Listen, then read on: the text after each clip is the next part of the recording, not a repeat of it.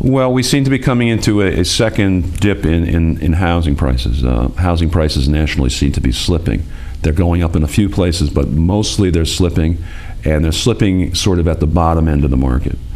What's happening is that foreclosures, even though they've been slowed down, are still going forward. The banks take hold of this property. What the banks have been doing is playing a game that's an old game. They hold the houses that they've taken back off the market to keep the market strong. Right. But at some point, that excess housing capacity has to come back into the market.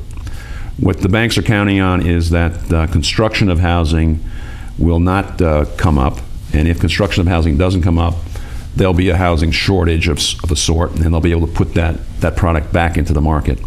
What looks to be happening over the next year is that housing prices are going to keep slipping, and that's going to put more and more houses underwater. And a lot of people are making what is a rational economic choice. They're saying the house is not worth what's owed on it, and it won't be worth what's owed on it in the next 5 years. Therefore, I should walk away from the house.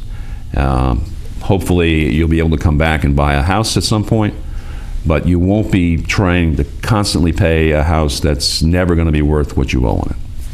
Wow.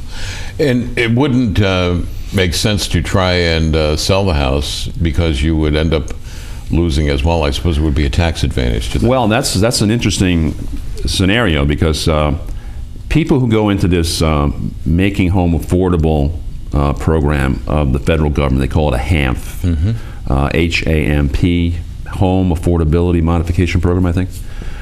Those individuals, if they're turned down at the end, usually get a letter saying, we will explore other alternatives with you, including short sale. So a lot of people who have assets and want to protect it from a deficiency claim, those individuals can do a short sale and walk away from the house. Now, that program also requires the banks sometimes to offer you money to do that. In other words, give you your moving expenses, give you the first month's rent in a new apartment.